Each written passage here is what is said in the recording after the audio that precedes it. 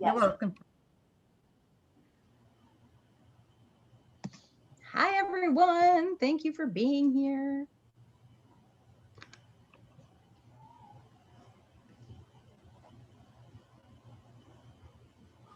Seeing some familiar names, seeing some unfamiliar names, which is even more exciting. We're going to be really prompt and probably maybe wait about a minute more just to give some people, you know, a few minutes to join. Michelle, Yes. you may be interested to know that I drove by Bradley Beals High School this morning. By whose? Aren't you a Wizard fan? Oh, that's Carly. That's Carly. Carly. There's Carly, yes. I would be very interested to know that, Tom. That's cool. Oh, yeah. He came up from a good program, and one of his teammates is with the Pistons. Okay.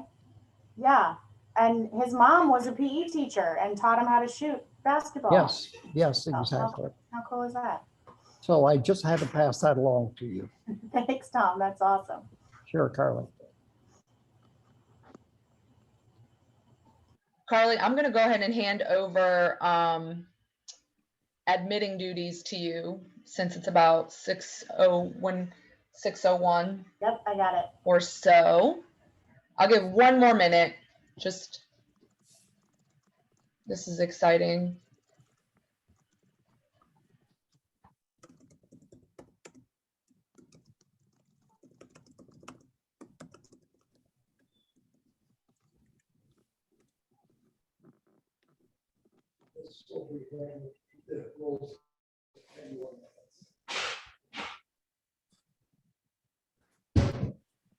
I think I said this the last town hall for the PE standards, that awkward silence is just always so awkward, right? Just so awkward.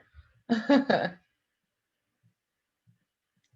right, I think we have enough time to go ahead and get started. And so I first want to start welcoming everybody and introducing myself. And I'm Michelle Carter, Director of Educational Content and Programs at Shape America.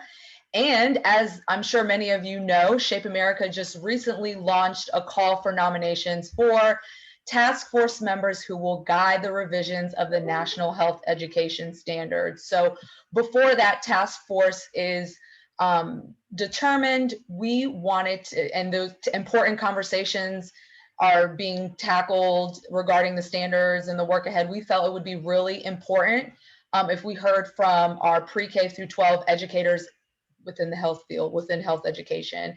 And so with that in mind, we're doing this town hall. We did our PE one a few weeks ago, thought it was a wonderful opportunity, and so wanted to have the same opportunity for health education and hear directly from the field.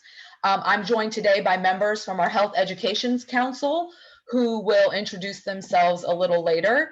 But before we get into the discussion, I do want to go over some housekeeping items. We are using Zoom meetings, which is different than webinar where you're automatically muted and you're automatically not on camera. So if you're not a part of the Health Education Council or supposed to be a part of the facilitation, we will ask if you can turn your cameras off and if you can mute yourselves. So I'll give you an opportunity to turn your cameras off if you are not facilitating any of the questions today.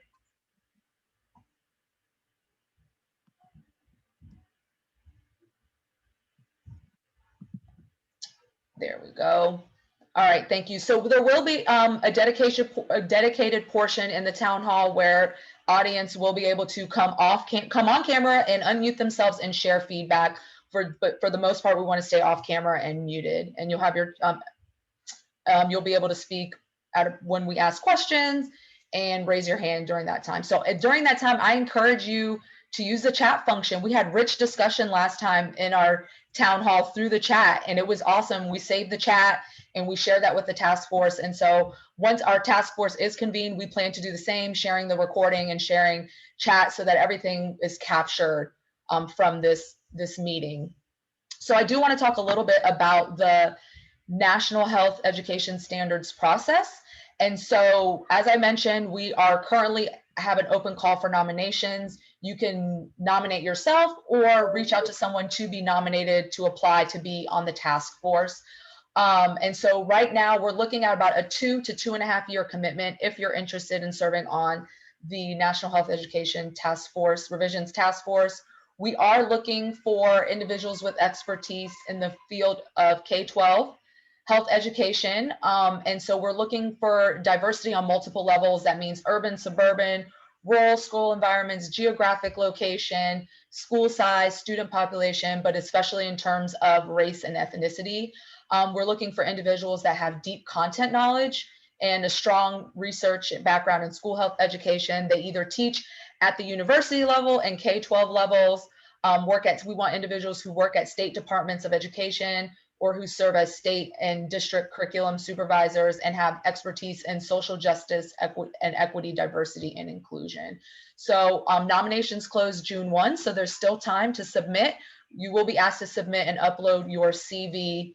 And our goal is to have a task force identified. We will be working with some stakeholders within the health education community that are our partners to identify task forces, and then we would really love to get our first meeting kicked off by the end of summer. So that's our goal for that, and we'll be sharing more information on our National Health Education Standards webpage.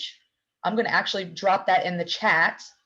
So this is going to be a great place if you want to know progress on what's happening within the standards, as well as within our PE standards too. We put updates and more information there. For those of us that are just joining, if you don't mind not sharing your video, we are going to stay off camera until we get into the feedback portion.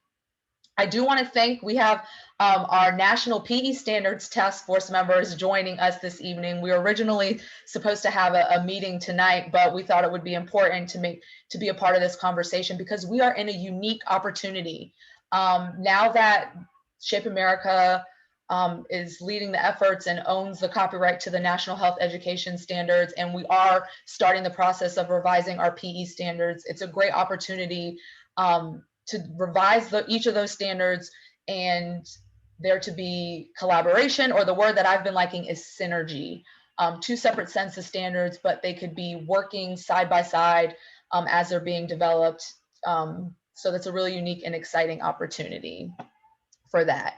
So how the task force, how tonight is going to run, we're going to do it a little different, where we have questions that are going to be asked by our Health Education Council members. We'll have 15 minutes for each question. We are going to use Poll Everywhere for individuals to respond to questions. And I'm going to share that in our chat. So if you can copy and paste that into your browser, and we're going to ask questions using the poll, and we'll go through, and we'll allow 15 minutes to respond via the poll, but also allow for individuals to respond orally as well, and have discussion around each question. I am going to gladly now hand it over to Holly, who is our Health Education Council Chair, and she's going to give you more details and explain a little bit more about how the evening will run and what you can expect. So Holly, the floor is yours.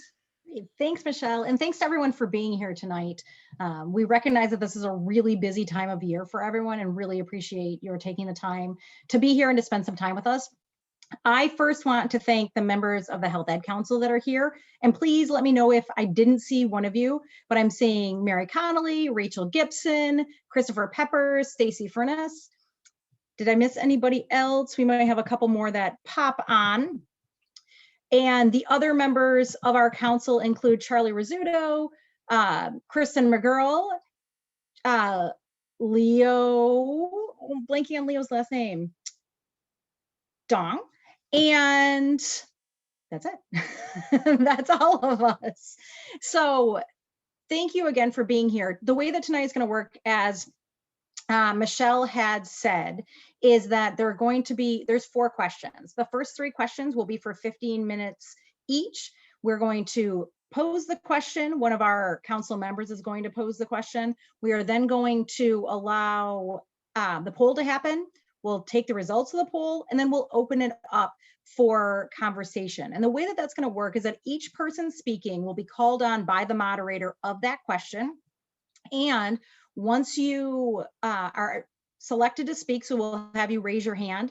The moderator will select you. You'll be given 45 seconds. And the idea with that is that we're trying to get as many voices heard throughout this conversation as possible. And then once the time is up, you may hear me, if you're starting to go beyond that 45 seconds, gently remind you or to alert you to that time. And then we'll move on to the next person. Once our time's wrapped up for that individual question, then we'll go ahead and move on to the next question. The fourth question will be an opportunity for additional feedback, and we'll have 20 minutes for that question, so to open it up.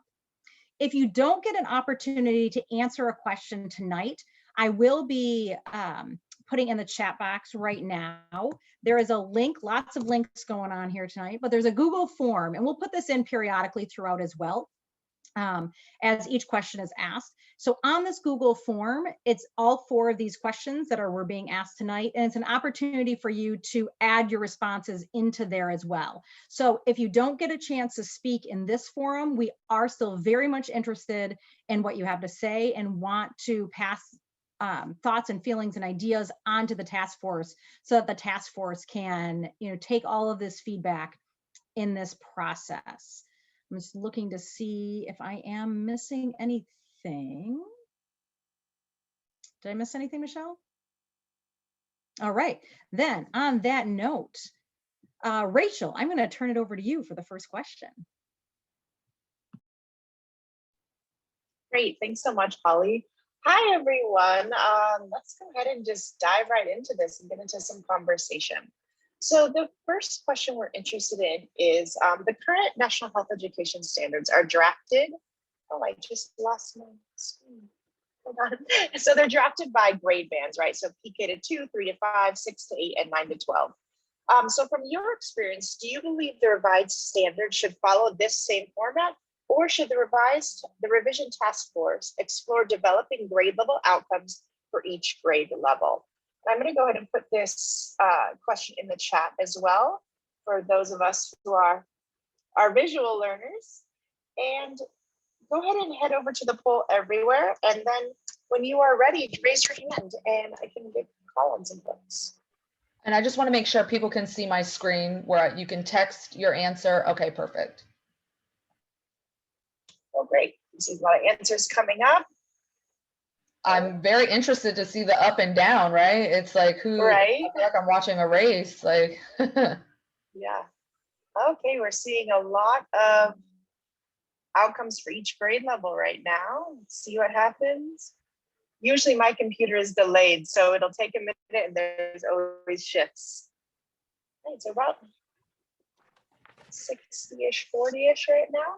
And I do want to say that Google form that Holly shared, this is a kind, this is obviously a multiple choice question, but the Google form is great if you want to expand on your reasoning and share more thought about why you selected A or B, as well as using the chat if you feel one way or another to kind of share your thoughts in the chat, or when she opens it up to the panel, I mean, not panel, opens it up for discussion. And just to let you know that if you do voice it here, don't feel that you have to also put it into the Google form, because we're capturing this conversation and we're capturing that conversation. So we will have it all. You don't need to put it in both places. Okay, so it looks like we're hovering between 60 and 70 for each grade level and around 30 to 42 keeping it in the current format. So let's open it up to discussion to our participants. Does anyone want to expand on their answer? Come off mute and talk about it a bit. And go ahead and you can put an emoji in the chat box, or if you just want to turn your screen on so I know that you want to come on, that'd be great. Uh-oh, it's looking like my first period today. All silence. We know 65% of you have some thoughts about changing it. Yeah. Just for, okay. I'm never shy. I'll start first. How's that? All right. Thanks, Jamie. Good to see you. This actually goes to a fundamental question. When we did our state standards in Kentucky a few years ago, and when we had this conversation with our commissioner, when we were developing standards, the visionary committee that we put together was, the question was, do we want the world we have, or do we want the world we want? And I think that really dictates how we see what my answer was to that question. As far as I think the world we have is probably more appropriate over grade bands, but the world we need to have for our kids and our students, I think it needs to be more specific, just like reading, math, and other areas that are grade level specific. So that's where my answer came from. Thanks so much, Jamie. Yeah, that's a big philosophical question there. And then Therese added in the chat that for high school, it might be different, right? Because we wouldn't have health all 4 years. I think that really speaks to what Jamie's saying. Do we push for that, right? All right, I see a hand with Andrew. Andrew, if you want to come off on camera and off mute, it'd be great. Hi, Andrew. Oh no, we can't hear you. Yeah, we can hear you. How about now? Can you hear me now? There we go. Perfect. Sorry about that. No, it's fine. It's not a Zoom if someone's not muted. It's fine.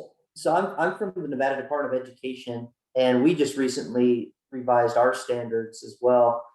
And what we did is a combination of both. In kindergarten through 5th grade, we did individual grade standards. And then for middle school and high school, we kept them grade banded. Typically, and this is just our state, other states will vary, but typically in middle school, we have one health class. And then in high school, we have one health class. And those are, aligned to the graduation standard or requirements and whatnot. So maybe a combination of both would be an option. But like I said, that fit our state. I don't know if that would fit a national set of standards, but just wanted to throw that out there as well. Yeah, kind of best of both worlds option. Thank you so much, Andrew. Other folks, I have a lot of screens here. I'm skimming. Amanda. So I voted to have them stay in the same grade spans, but my reasoning was not because of the limited instructional time that we know is the reality, but to give students a chance beyond one grade to master the individual standards. I think what's really nice about the way that the standards are divided right now is there isn't an expectation that these performance indicators would be mastered by a student within a single year, but really gives them multiple years and gives teachers that vertical alignment piece so that pre-K through 2 can collaborate and vertically align with each other, and it promotes that. Whereas I think those individual grade spans can kind of promote isolation between teachers because they're really focused on the grades that they have been assigned. So I think you have the opportunity to overwhelm health educators with performance indicators for every standard and every grade level. And having that multiple years gives students the opportunity to revisit those performance indicators and promotes that vertical alignment amongst health educators. Thanks, Great, Amanda. thank you so much. All right, would other folks like to add? I want to head over to the chat for a moment. We see a lot of folks talking about, just having the health ed in one semester, so they just want to buy grade bands. Dylan's sharing some great research with us, as always, about teachers and students and what works better there. Nadine, I see your hand. Hi, yeah, thanks for the opportunity to, have this conversation. I think it's really interesting to hear the points on the different sides of keeping grade stands or grade level outcomes. I guess I lean more toward exploring what grade level outcomes could look like with the possibility of having some options for grade stands. And I think of the National Sex Education Standards, and for high school, I think they kind of found a balance there by providing a level 1 and a level 2 to kind of just recognize that different states and districts have different expectations for high school. So they do have, like, if you only have one semester, then this is what you would possibly cover when you're addressing this topic. And then if you have another course or another semester, then you can, add on these additional performance indicators for sexual health education. So that's just some thoughts, but I think it's a really good conversation and worth exploring. Thank you. Thank you so much, Nadine. Appreciate it. Other folks, I see some snaps and claps happening in the chat. Other folks.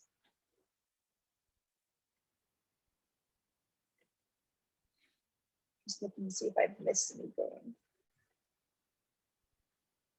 Hey, what do we all think? I know, I mean, as health educators, we probably would want health every year, every semester, yes? If only our dream world could happen. Can I ask a Anyone else? follow-up, Rachel? Yeah, please. So as a follow-up, for folks who are thinking about individual grade levels versus grade bands, what would that mean then in terms of, say, if a student doesn't have health education until, say, 7th grade, what would be your thoughts and ideas about, would they go towards the 7th grade standards, or would they need to play some catch up? I'm interested in some thoughts around that.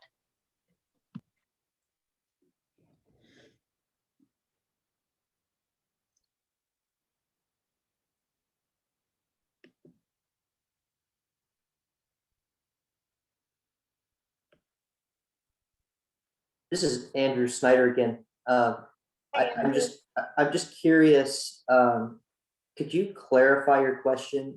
And I might be able to provide a little bit of some insight.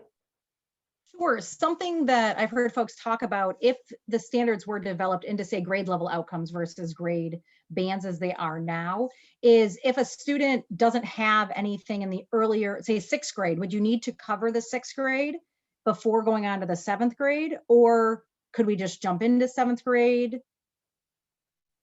How might that appear in practice? So our teachers here in Nevada, unfortunately, don't teach health at the lower grades right now. We have, I mean, some teachers do, it is required, but it doesn't always get done, unfortunately. And what happens is when a student gets to 7th grade, they jump right in and start teaching the 7th grade standards or the middle school standards. And the reason we broke it off into grade by grade standards is when it's grade banded, what happens is the 1st grade teacher says, oh, this will get covered in 2nd grade. And then the 2nd grade teacher, has a student and says, oh, this probably got taught in 1st grade. So I don't need to worry about teaching these standards. And then they go into the next grade band. And then the same thing happens with the 3rd, 4th, and 5th grade teacher. And so that's kind of what happens in Nevada. And I would say, just like any standards, you're going to have to play catch up if it doesn't get taught in the earlier grades. And so then that middle school teacher's playing catch up and trying to teach some of those earlier standards. Thanks, Andrew. Thanks, And Andrew. so we have time for about probably 2 or 3 more comments on this question. Okay, Maria is up next, please. I saw your hand up. Hey, thank you. Just a quick thought, I see some comments.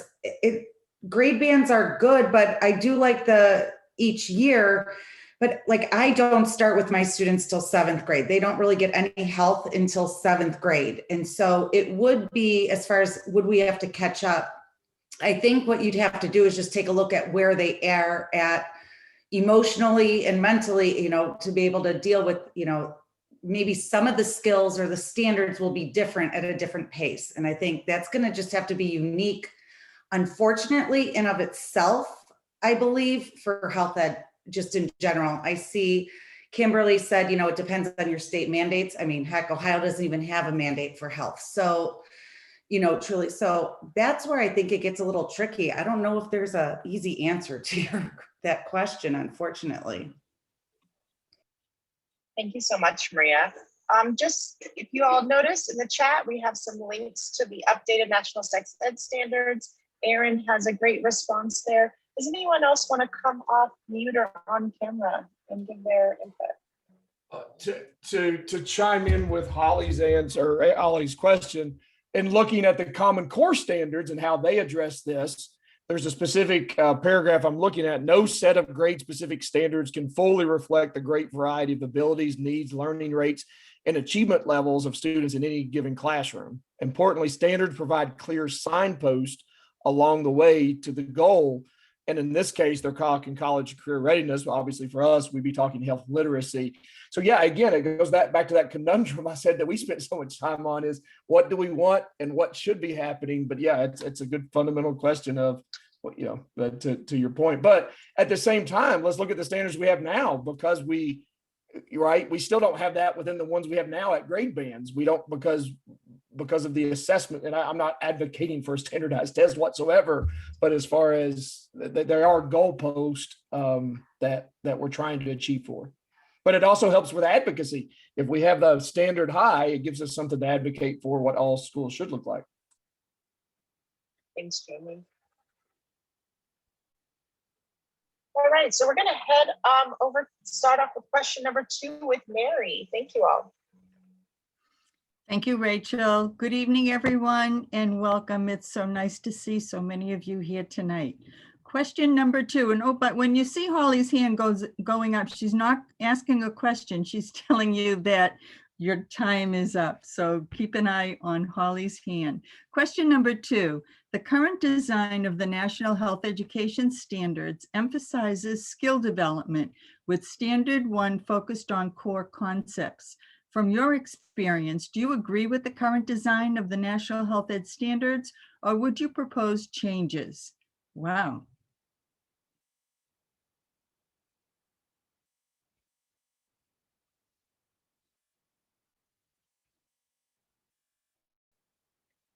Well, it looks like we have a lot of people who like the current design. That's very interesting.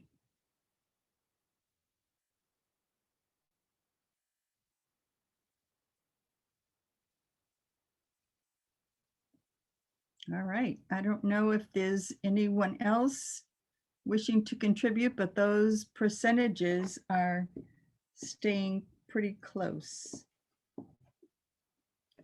And there's a comment to drop the poll link in the chat again, please.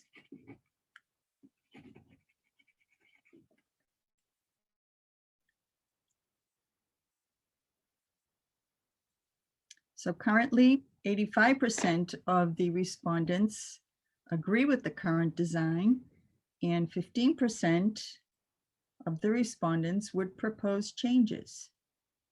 And there is the link to poll in the chat from Michelle. Thank you, Michelle.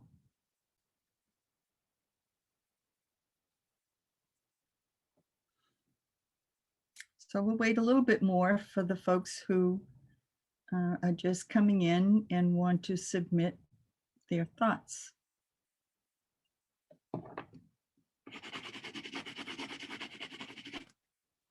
While we're waiting, I'm finding this all very interesting, honestly.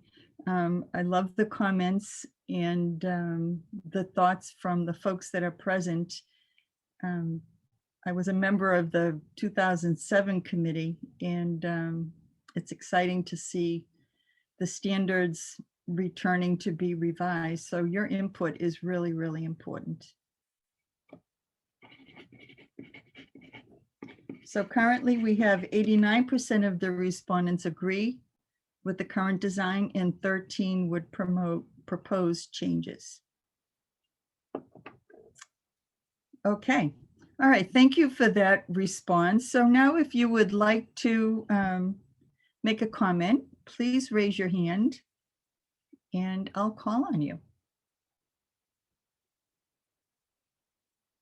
We're talking about keeping the current design or changing it. So those of you that feel strongly about the current design, maybe you can share why.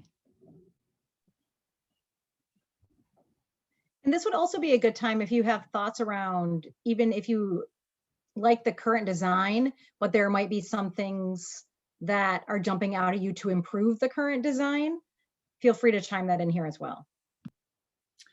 There's a note from Jamie that in the chat saying that he likes the alignment to blooms. And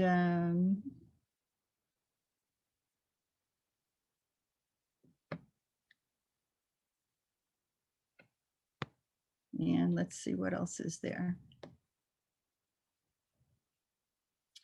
And Erin Sweeney, we know knowledge alone doesn't change behavior, so the focus on skill is much needed. Thank you. And Cassie Brooks, I incorporate standard 1 into all my skills units, but I don't know how I would revise it otherwise. Thank you. All right, let me see if anybody's hand is up here. Amy, are you sharing? I would like to. Amy Miller, there you Go go. ahead. Be my turn. Sorry, I'm in 2 meetings right now.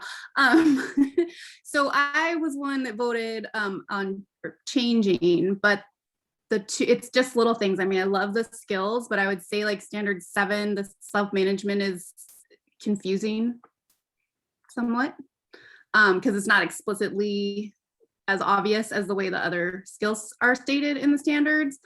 And then I'm fairly new in this school, about 2 or 3 years now, that is IB.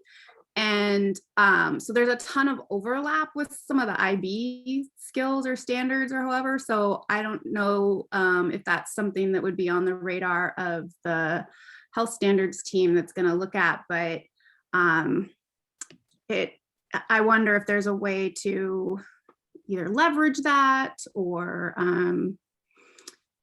somehow maybe differentiate them more, or something that can help those of us that are, doing health stuff in a district that isn't really up on the national health standards. Like I'm in Washington State, and they just adopted the national health standards like in 2016, so they think they were new.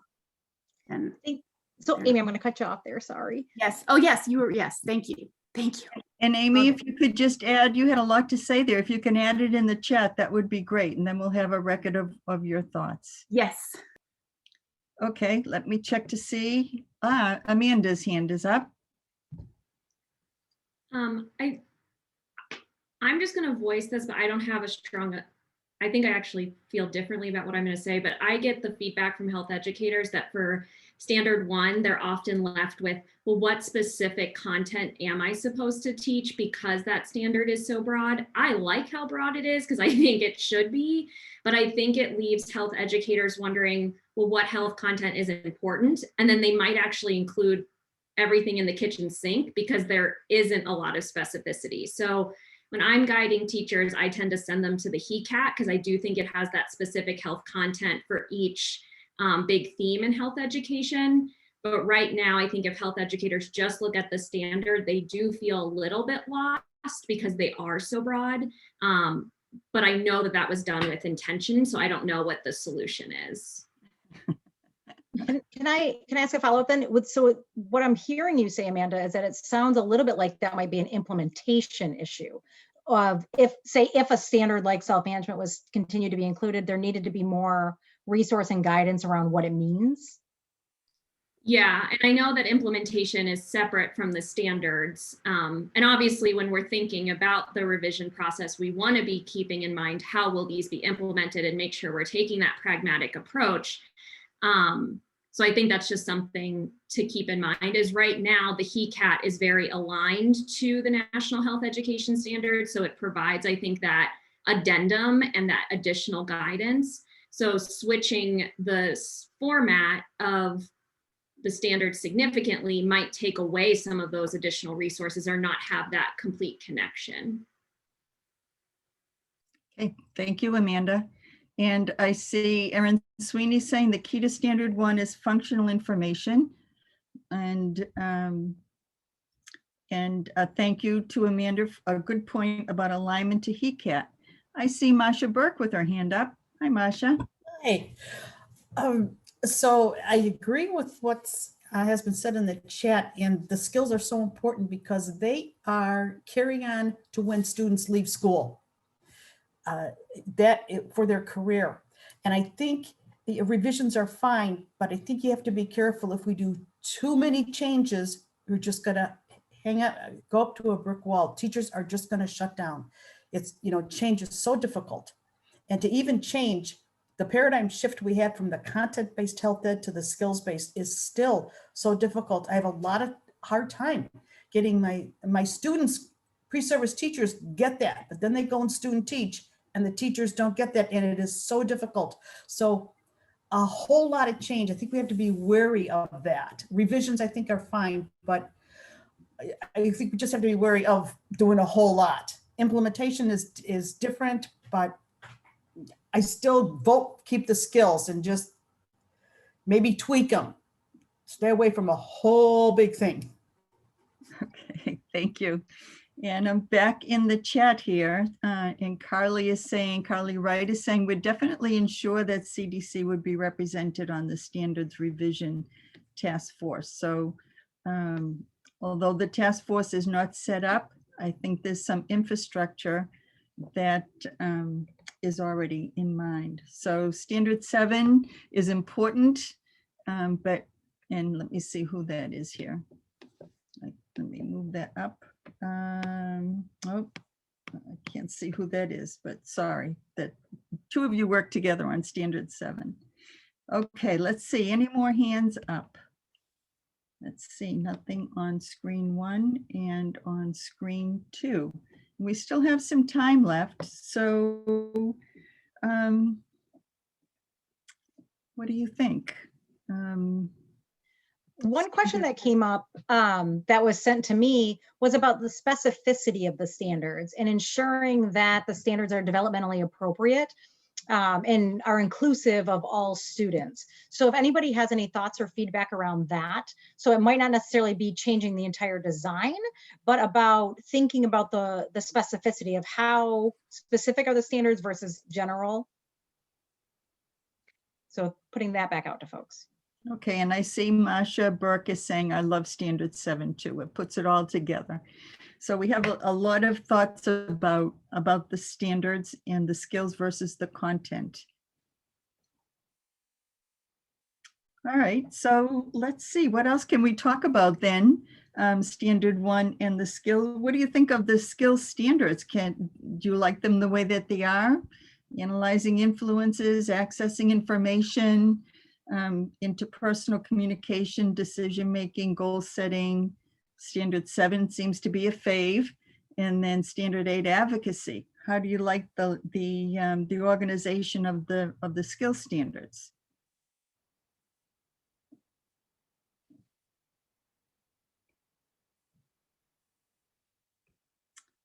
Well, okay. We still have a few minutes left. I see Nadine and Dylan. I'm sorry, I didn't hear that. Nadine and Dylan both had hands up. Oh, well, thank you. I didn't see that. Okay, Nadine, I don't see your hand up, but go ahead. Hi, thank you. I guess I'll just add that Hawaii just adopted the National Health Education Standards, the current 2nd edition, back in December 2019. And our teachers and other programs really like the standards that we have. And I think even the folks that do a lot of work around SEL really see the value in the standards that that we're presenting and rolling out to our schools. So the structure that we currently have works. I'd be open to learning about what other standards people would propose, either in addition or a revision. But I think the overall, the big picture of our standards, you know, it works, and it really helps to get students toward health literacy, help them to build their agency.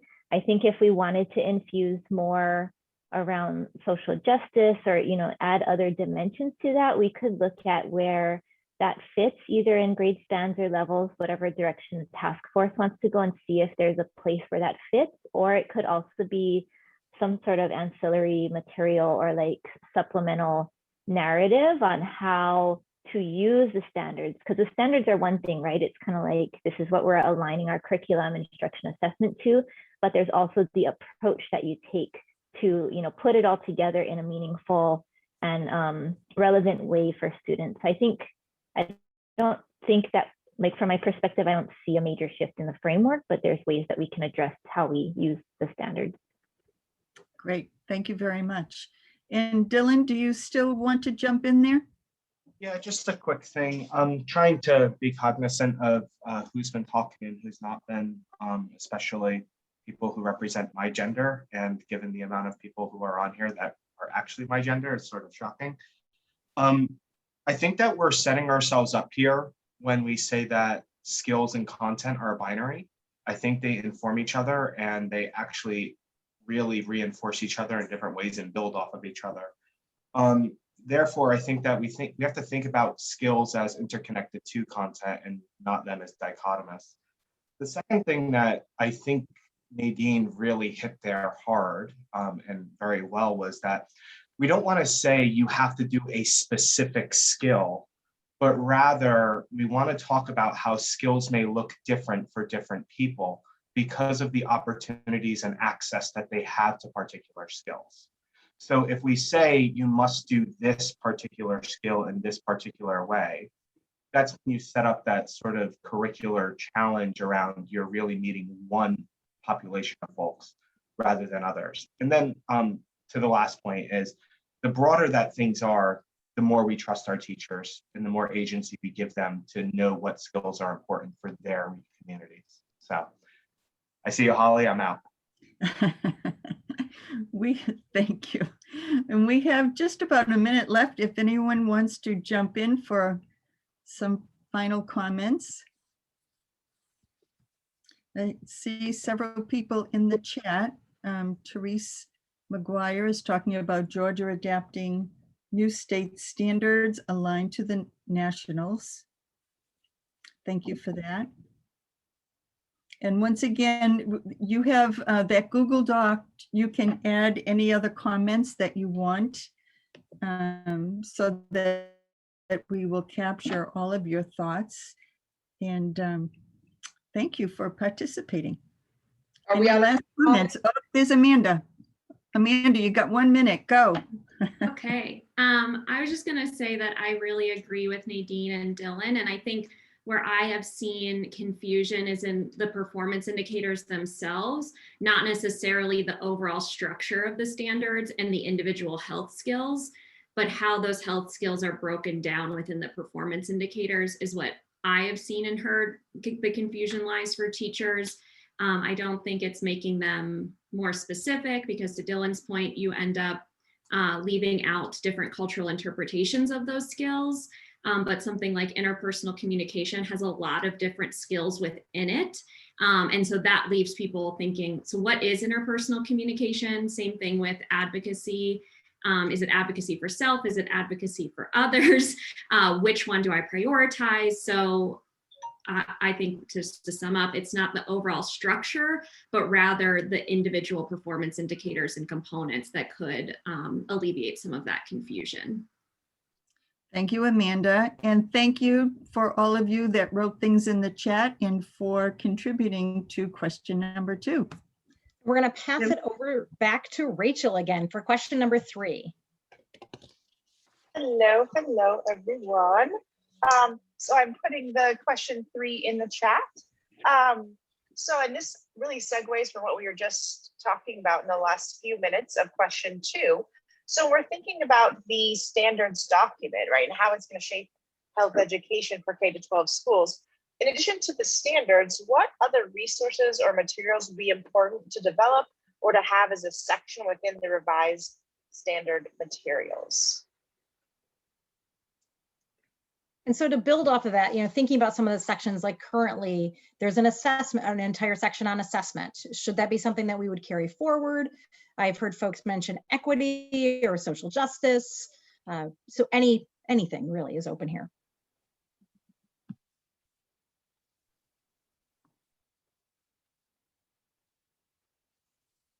Wow, sample curriculums, I see that.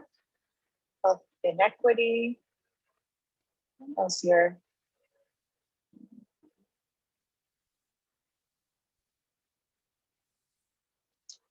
I see some equity and social justice in the chat. And also feel free to come off mute to raise your hand while folks are doing this if you want to expand more.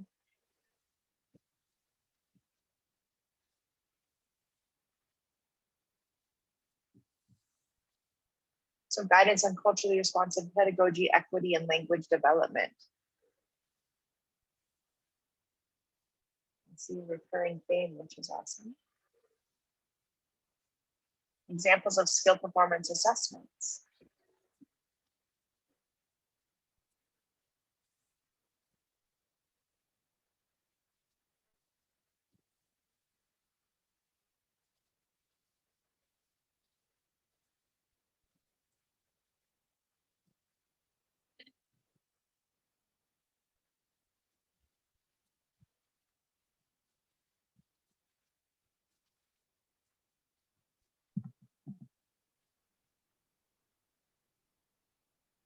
Now I'm really interested in what people have to say spoken. Yeah, yeah, they're flashing so quickly. I'm like, wait, I wasn't finished reading that. So anyone who would love to come off and just expand a little bit more, come on video, come off mute, we'd love to hear from you. Really just to dive into this a little bit more concretely.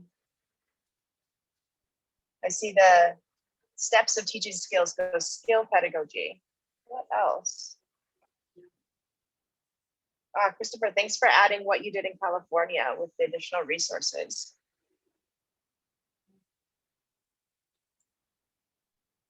New York City also has some additional resource and implementation guides that are Googleable if anyone is interested. See some examples of what districts are doing.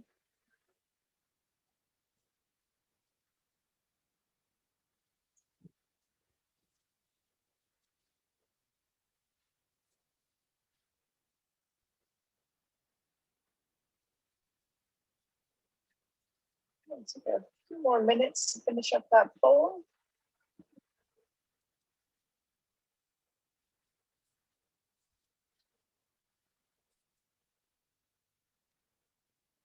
I saw a sample position statements.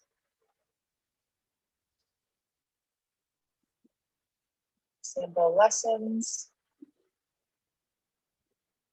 Yeah, these are all amazing ideas. I love this feedback.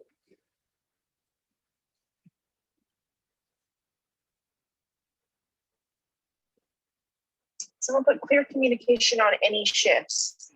Is that meaning just updates like currently, like maybe having a live document? Is that what you're meaning? Can someone, whoever put that, we could just maybe put some more detail in the chat or come off mute.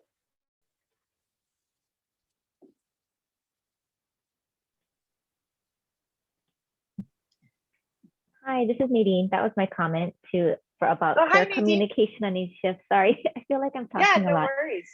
But I guess my thought around that was when Common Core first came out, there were some significant differences in how to approach English language arts and math, and that kind of informed the professional development and the way that people were using the standards. So if there are going to be any recommendations on how to use the standards or implement them, or if there are going to be, if there's going to be more infusion in equity or social justice, like I see Kimberly O'Hara's comment, then that would be helpful to note so that we can look for those things or integrate that into future resources or professional development. Great, thank you so much, Nadine. Anyone else like to expand on any of their answers? In California, they have model learning activities. Oh, did someone say something? Oh, it was just me. Go for it. Oh, no, I was just catching up on the chat and what's some model learning activities in California about how skills are taught and assessed. Any other folks? And I'd be really interested to hear folks' thoughts about, right? So we're seeing people say that they would like resources around various populations of students, but what would that look like in terms of a standards document, right? Like what would be beneficial to include in the document itself? Or is it envisioned that there is additional, learning modules that then take stuff and move things? What I'm trying to do is kind of get to that to move us. Okay, so if we're thinking about there are certain populations, what might that look like, or what might the standards need to include in the document or in the standards themselves to help to support students of various populations? Cassie, I see your hand. Actually, I wasn't intending to answer that particular question, just kind of commenting on what I had shared, that I think a lot of times people struggle with skills-based, when I'm helping people to get started on their skills-based practice, that they tend to struggle with, how do I break down the skills? What are some objectives I might be working to build in my students? That if we were to have a sampling of different skill objectives that could work for you, but everything's going to be a little bit different. Like Maria and I worked on that standard 7, we didn't use the exact same objectives because of our student populations being slightly different and time and things like that. That's all. Thank you so much, Cassie. I'm seeing in the chat, Sally talking about, right, let's be inclusive and having versions for our students with different abilities, for sure. Yeah, what else would we like?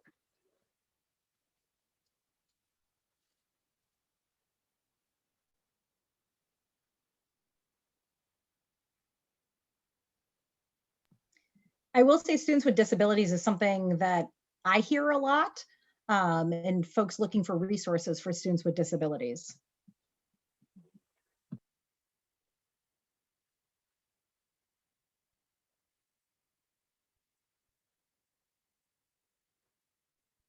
Right, do anyone else that wants to add to this part of the conversation?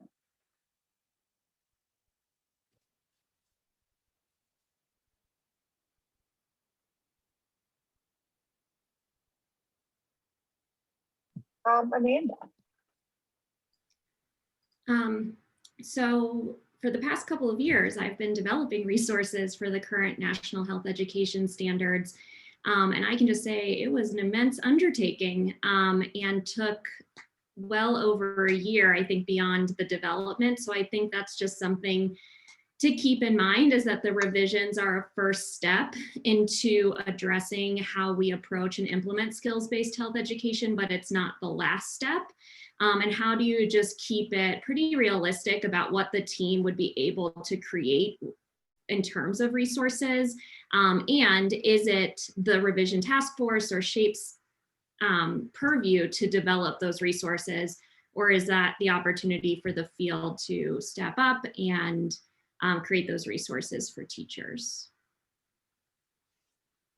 Thank you, Amanda.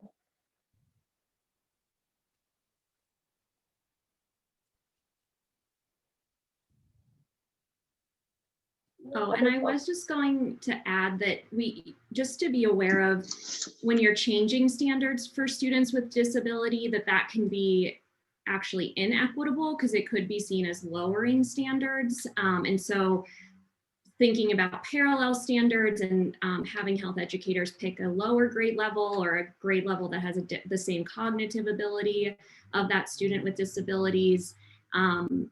But I mean, if we're thinking about inclusion, I think a lot of inclusion research out there would say, like, put the students with those students, not giving them separate but equal, and really giving them access to that full level of grade span, but then giving them the scaffolds that they need to be successful with that standard. Thank you.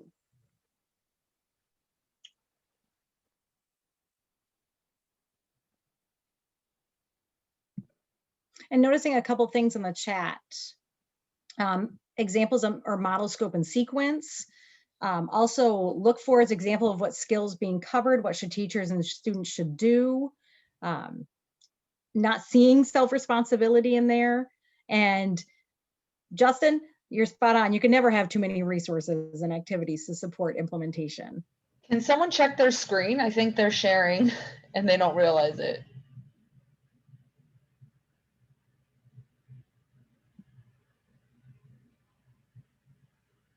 Now someone doing a screen. There we go.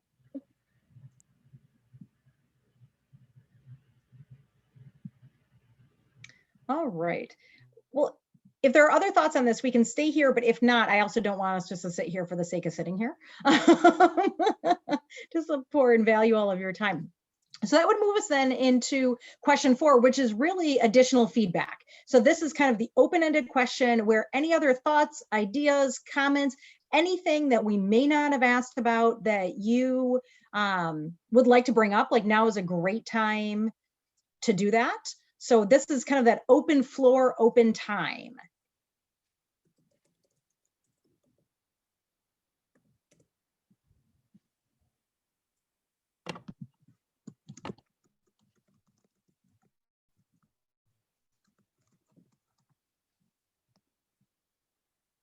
The poll has been launched. You can feel free to put them in there in the chat and come off mute.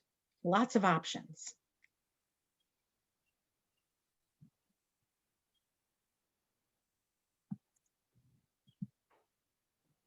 Nadine. Hi, thanks again. Just maybe a thought for the task force to consider, or for Shape America to consider when you're gathering feedback from various stakeholders. I'm located in Hawaii, so the farthest west I think you could get in terms of time zones. So it's the session started at around noon, which makes it difficult for educators to hop on and join these sorts of sessions, which I know is evening on the other side, other coast. But perhaps consider offering feedback sessions at different times or different days, just so there's a variety of opportunities for people to jump on if there's live opportunities. Great, thanks, Nadine. I think you're 100% spot on. I would also say, and I realize that I didn't say this before, if there are things you really like about the current standards or want to make sure that the task force keeps or knows our, folks from the field are seeing them as really important, feel free to chime in with those as well. Trying to get away from that deficit-oriented question and do more towards a strengths-based.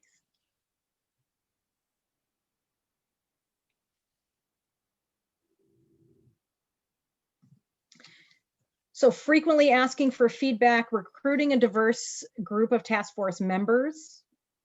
Absolutely. So tell your friends to apply for the task force. It's open until the end of the month, I believe. Am I correct on that, Stephanie? June 1. June 1. Huge professional development needs for the skills. Some very basic PD on the essence of the skills themselves. Skills for mental and emotional health. Definitely how it's at the forefront. Yeah, how long will the effects be seen in schools? Sometimes the indicators may become redundant and need some clarity. That recognizing that the vast majority of teachers across the US teach both health and PE. That there's lots of positive feedback from other teachers in my building regarding my instruction of accessing valid information and services. Stephanie just put into the chat box as well the link to for nominations. So for yourself, or send it to your friends. Recognizing rural school districts, staff limitations.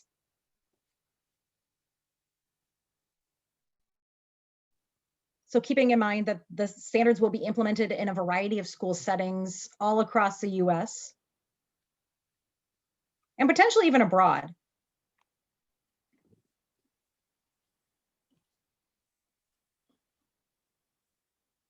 Some basic videos on the essence of the skills.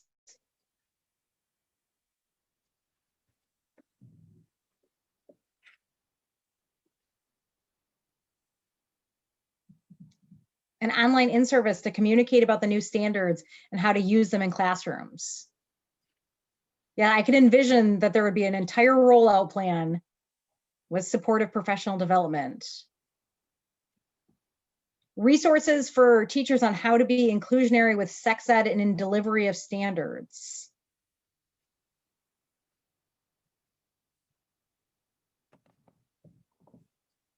So, one question that I think comes up is that there are specific standards for sex education. There's the National Sex Education Standards, and there are behavior outcomes within the HECAT document for other topic areas, but there aren't necessarily standards at the same level as the National Sex Ed Standards. So I'm interested if anybody has any thoughts around other topic areas If the idea would be to keep these standards as is, how and what would need to be created to support other topics and content areas?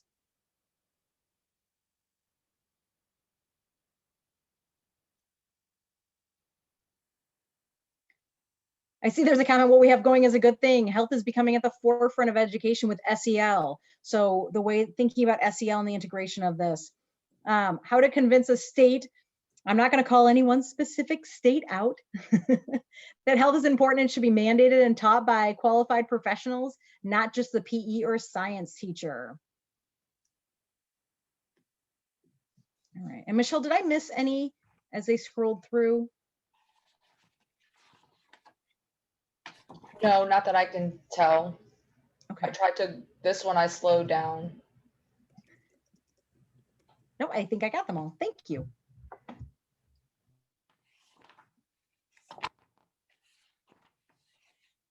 Great. So I'm gonna plunk the Google form into, the box one last time. And so again, feel free to share this Google form with folks. We'll leave it open. We can leave it open probably through next Tuesday, or even maybe even a little longer. So if you have folks or you want to send this to, and you want to give them an opportunity to put it into the Google form, maybe they weren't able to be here tonight, please do that. Please share that form. Absolutely collect as much feedback as possible. And I see that Stephanie, a question came about the frequency of meetings for the task force. Stephanie, do you want to just speak to that a little bit? Yeah, I'm absolutely happy to. We don't know the exact date and time that they'll take place, because that really needs to be driven by those who are participating in the task force via a doodle poll. And I'm sure that the future chair will also help play a role in determining the right days and times for the meetings. But I definitely anticipate that the frequency will ebb and flow. So for example, right now, members of the Physical Education Standards Task Force are meeting once a week. But that is in large part, I think, because the conversations have really picked up momentum and they're making a lot of progress on being able to make some decisions that will serve as a very strong foundation for the rest of the work of that group. That pace really shouldn't continue for 2.5 years. That's a lot. I'm sure that at times the meetings of the entire group will be more infrequent with perhaps subgroups meeting to tackle various aspects of the writing or revision of the standards as they come together. So a little bit of a vague answer back to you for anyone who's interested in serving on the task force. But I sincerely hope everyone on this call is considering it, because we truly are looking for a diverse, inclusive group to represent all the different areas that Michelle Carter mentioned at the beginning of this call. And this work is critical. It will really set the ground for the work that happens in health education across the country in various states. We know that many states look to the national standards to develop their state standards. So it's really important that we get this right, and we're very committed to that. Great, thanks, Stephanie. Does anyone have any other final thoughts before we wrap up the session this evening?